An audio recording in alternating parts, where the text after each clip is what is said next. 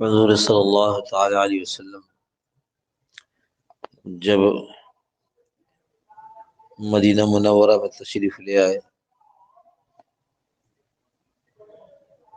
تو مسلمانوں کی جماعت ماشاء اللہ ایمان کے اعتبار سے خوب مضبوط تھی، بلکہ اس کے لیے ایک جملہ یہ مناسب ہوگا کہ زمین اتنی زرخیز تھی کہ اللہ کے احکامات نازل ہوں تو اس کو فوراً قبول کر لیا جائے۔ تو الحمدللہ صبح شام اللہ پاک کے احکامات نازل ہوتے تھے۔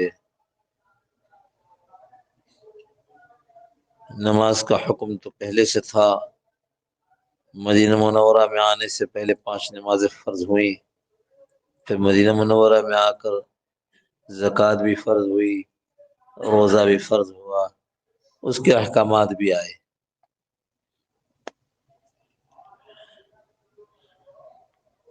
روزے کے احکامات میں جب یہ آیت اتری، کیا ہے؟ حتی یتبین خیط الاسود خیط الابیض من الخیط الاسود، ابھی ذہن میں پوری آیت نہیں آ رہی،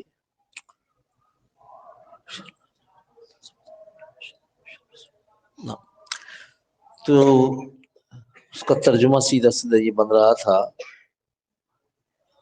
کہ آپ اپنا کھانا پینا سحری اس وقت روک دیں جب کالا دھاگا سفید دھاگے میں تبدیل ہو جائے۔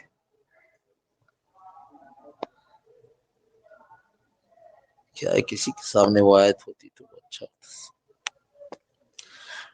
تو اللہ کے نبی صلی اللہ تعالی علیہ وسلم نے یہ آیت تلاوت فرما کر سب کو بتا دیا کہ بھئی اس طرح اب روزہ رکھنا ہے، اور اس روزے میں صبح سحری کریں گے، اور صبح سحری کے بعد ختم کس وقت کرنا ہے کھانا پینا، اور افطار کس وقت کرنا ہے۔ تو جو ختم کرنے کی بات ہے کہ کھانا پینا ختم کس وقت کرنا ہے، تو اس میں یہ فرمایا کلوا واشربوا، کھاؤ پیو، حتی یتبین لکم الخیط الابیض من الخیط الاسود، یہاں تک کہ ممتاز صاف اور واضح ہو جائے کالا دھاگا سفید دھاگے میں، من الفجر، فجر سے ذرا پہلے، ثم اتموا الصیام الی اللیل، اور پھر اپنے روزے کو رات تک مکمل کرو۔ رات سب کو معلوم ہے کہ کب ہوتی ہے، جب سورج غروب ہوتا ہے۔ تو ایک صحابی رضی اللہ عنہ انہوں نے رات سونے سے پہلے ایک کالا دھاگا اپنے تکیے کے نیچے رکھ لیا، اور اس فکر سے کہ کس وقت روزہ شروع ہوگا، تو تھوڑی تھوڑی دیر کے بعد اپنا تکیہ اٹھا کر دیکھیں کہ وہ کالا دھاگا سفید دھاگا بنا کہ نہیں بنا، اس میں تبدیل ہوا کہ نہیں ہوا۔ وہ تو صبح ہو گئی، کالا کا کالا ہی رہا۔ حضرت رسول کریم صلی اللہ تعالی وسلم کے پاس حاضر ہوئے اور کہا اللہ کے رسول میرے ساتھ تو ایسا واقعہ ہوا، کل سنا یہ تھا کہ یہ وحی اتری ہے کہ اس وقت تک کھاؤ، کلو واشربو حتی یتبین، یہاں تک کہ کالا سفید میں تبدیل ہو جائے، تو ممتاز ہو جائے، ممیز ہو جائے، نظر آنے لگے۔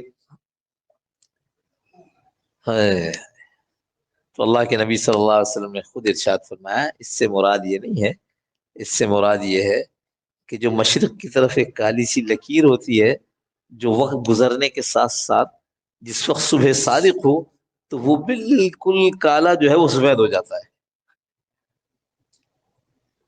تو ان کی سمجھ میں آیا کہ اس کا مطلب تو یہ ہے۔ نماز سے پہلے جو میں نے بات عرض کی تھی بہت اہم ہے کہ آج کل ہر آدمی کچھ نئی بات کرنے کے چکر میں قرآن اور حدیث کے نئے نئے معنی نکال رہا ہے۔ معنی معتبر کون سا ہے، قابل اعتبار کون سا ہے؟ وہ جو اللہ کے نبی صلی اللہ علیہ وسلم نے بتلایا وہ معنی معتبر ہے۔ اگر اللہ کے نبی صلی اللہ تعالی علیہ وسلم سے کسی صحابی نے سن کر اس معنی کو بتلا دیا تو اب حدیث میں سے ان صحاب کی بات معتبر ہو گئی۔ اگر اللہ کے نبی صلی اللہ تعالی وسلم نے بتلایا، صحابہ نے سنا، صحابہ ایسے کرنے لگے، اور کسی تابعی نے دیکھا کہ صحابی ایسے کرتے تھے، اس نے نقل کر دیا تو ان کی بات معتبر ہو گئی۔ اعتبار میرے اور آپ کا نہیں ہے کہ میں اور آپ اس آیت سے کیا سمجھیں۔ کسی نے مثال دی ہے کہ زمانہ بدلتا ہے تو الفاظ کے معنی بھی بدلتے ہیں۔ اگر اس زمانے میں کوئی آدمی کہے کہ میں روٹی شوربے کے ساتھ کھاتا ہوں،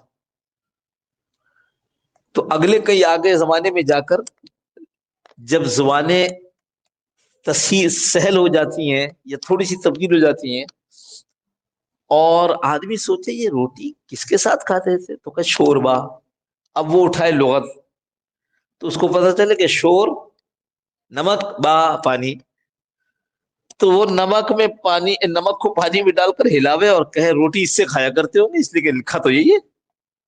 سمجھ رہے بات کو؟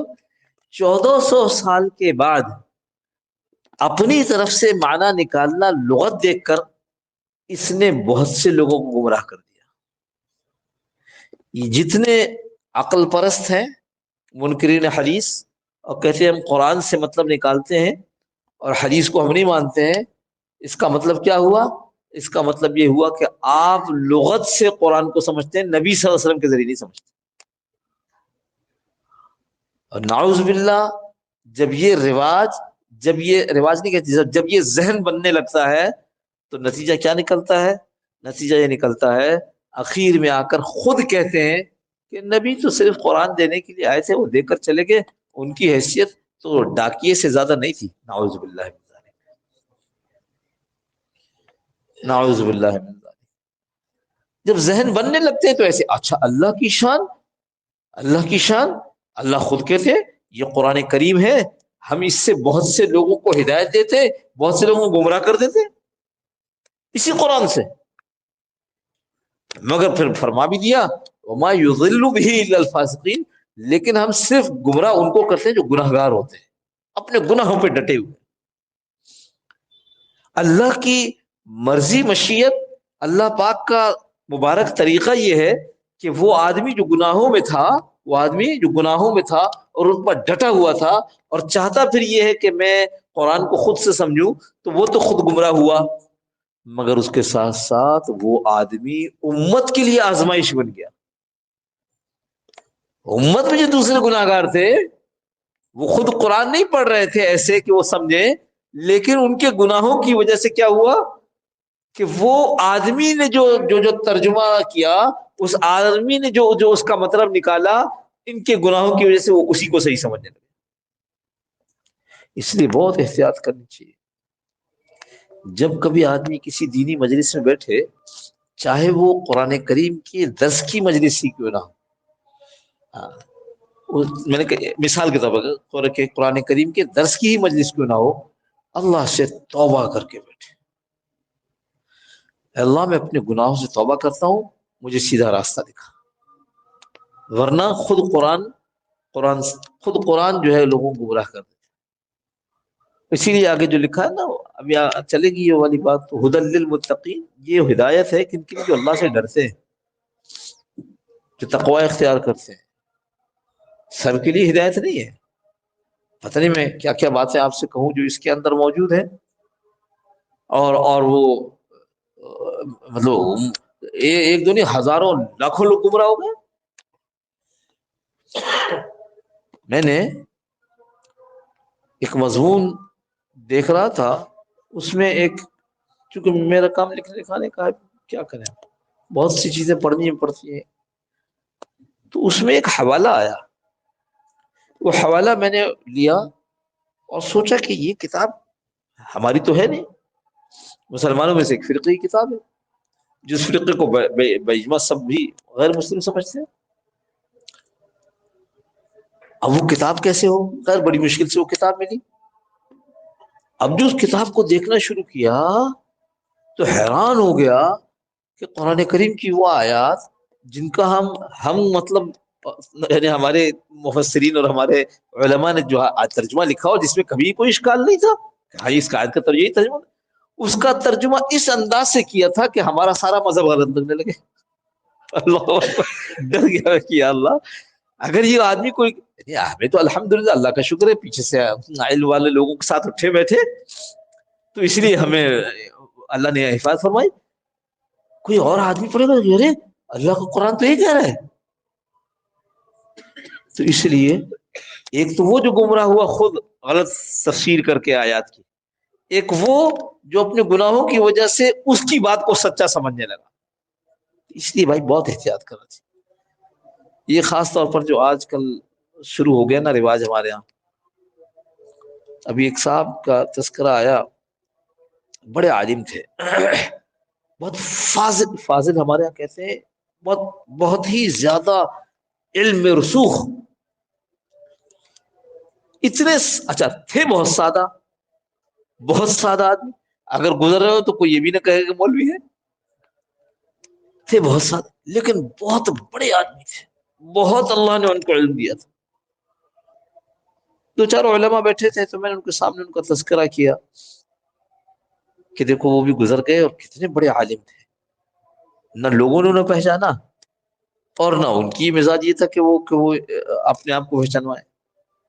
وہ جو کچھ کتابیں انہوں نے لکھ دی ہیں اس کتاب کو دیکھ کر اندازہ ہوتا ہے کہ اللہ نے ان کو کتنا علم دیا تھا.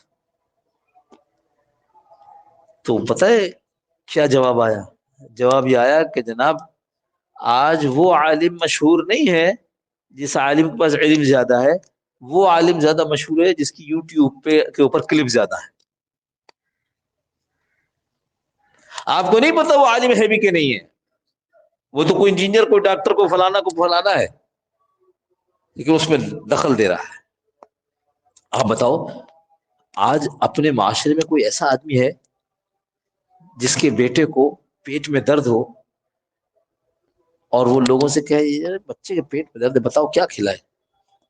اس نے سنا کھلا دیا، نہیں ٹھیک ہو. پھر کسی اور بچے کے پیٹ میں درد ہے کوئی کہے گا قرآن میں کوئی کہے نا ڈاکٹر کیا ہے، ڈاکٹر بھی تو ہماری طرح ہوتے ہیں. اب بتاؤ تم بتاؤ ہوگا کوئی ایسا؟ یہ مثال اس لیے یاد ہے کہ ہمارے جاننے والے ہیں ان کے بچے کے پیٹ میں درد ہو، اور یہ بات 1 سال پہلے کی ہے. 6 مہینے پہلے مجھ سے ملاقات ہوئی، کہنے بہت علاج کروا رہے ہیں. اچھا علاج کر رہے ہیں پھر بھی صحیح اب تک ٹھیک نہیں ہوا ہے. کسی سے پوچھ نہیں رہے، صرف اور صرف ڈاکٹر بدل رہے. تو کوئی ایسا آدمی جو دیکھے کہ میرے بچے کے پیٹ میں درد ہے چلو اٹھاؤ فارماکوپیا جانتے ہیں نا دوائیاں کی لسٹ ہوتی ہے اور پھر اس کے اثرات اور اس کے کہ بھائی کون سی دوا کس میں فارماکوپیا جو ڈاکٹر لوگ کبھی کبھی دیکھتے ہیں. عام طور پر یہ جو فارمیسی والے لوگ ہوتے ہیں ان کے پاس فارماکوپیا اٹھائے اور دیکھے گئے پیٹ کے درد کا علاج کیا ہے.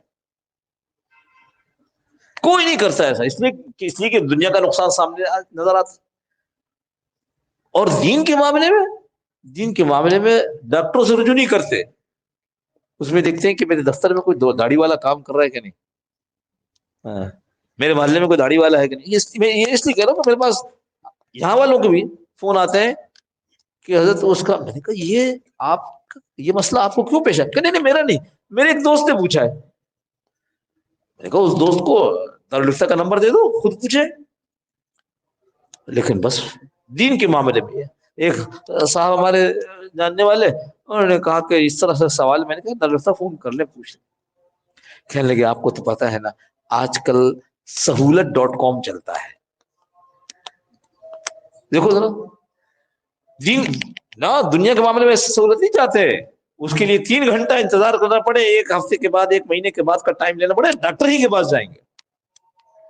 دین کے معاملے میں جی میرے دوستو یہ رویہ اچھا نہیں ہے، یہ رویہ بالکل اچھا نہیں. جو علماء ہیں، جو اللہ والے ہیں، جو تقوی والے ہیں، ان کے پاس حاضر ہو کر اپنی پوری زندگی بتانی چاہیے.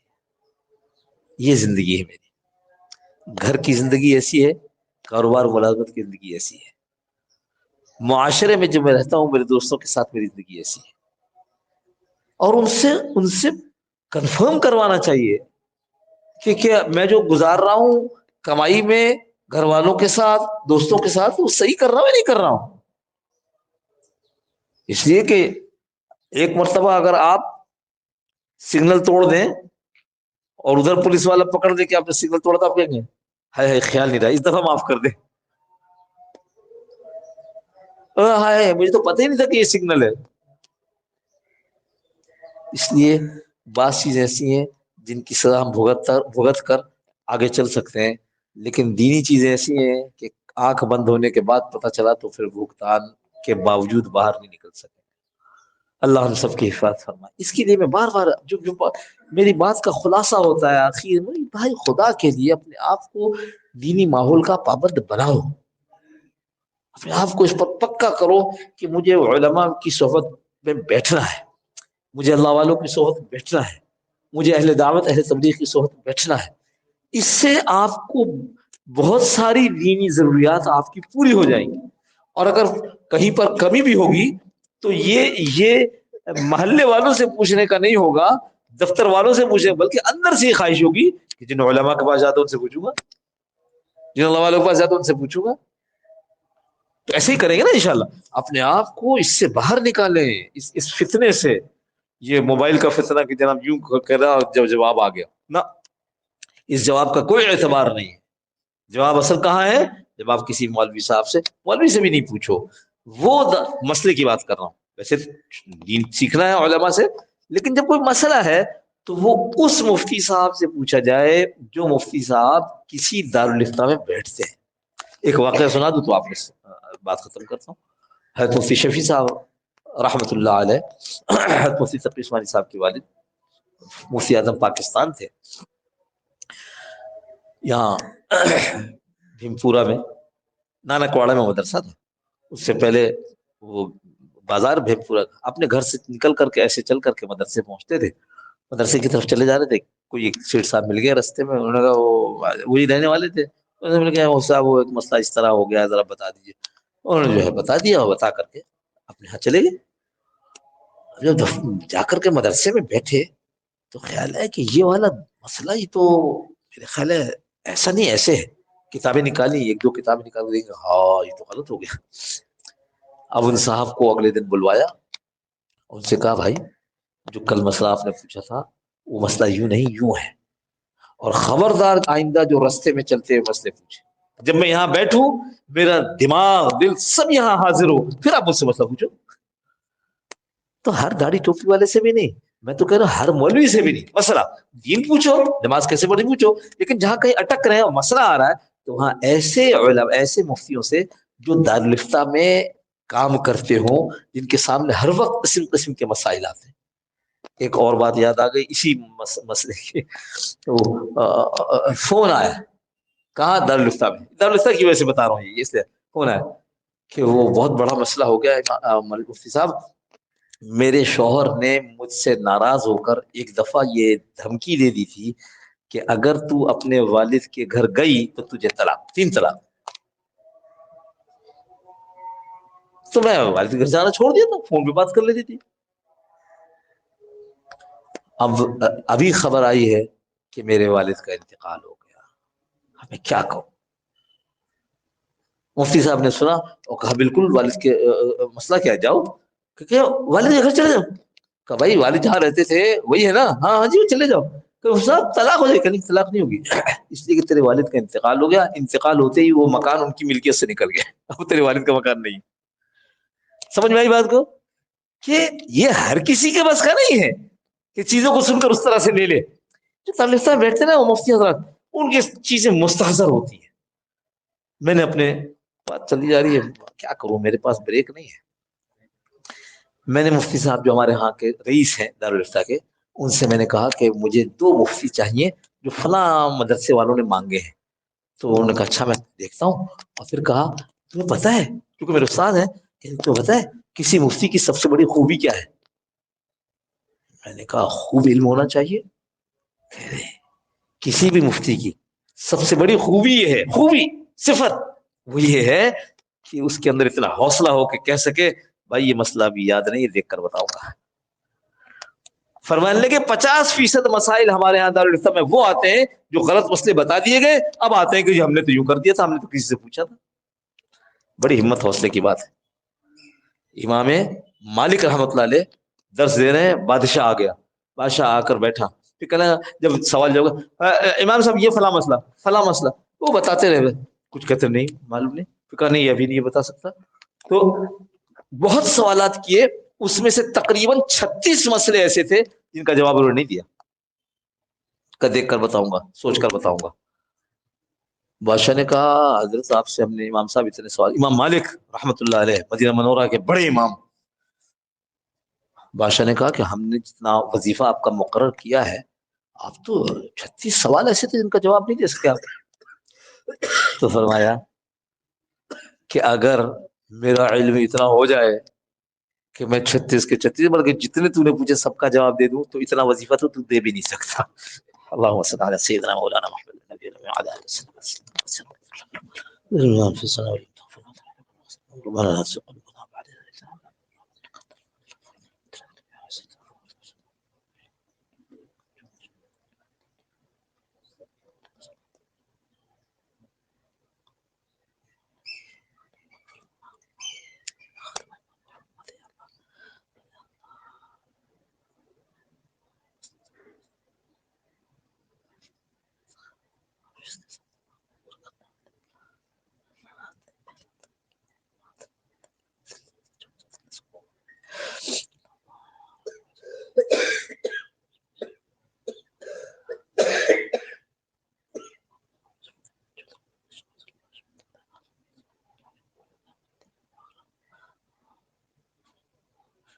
اللهم ربنا تقبل منا انك انت السميع العليم وتب علينا يا مولانا انك انت التواب الرحيم، وصلى الله تعالى على خير خلقه محمد وعلى اله وصحبه اجمعين برحمتك يا ارحم الراحمين۔ جزاكم الله خير، السلام عليكم۔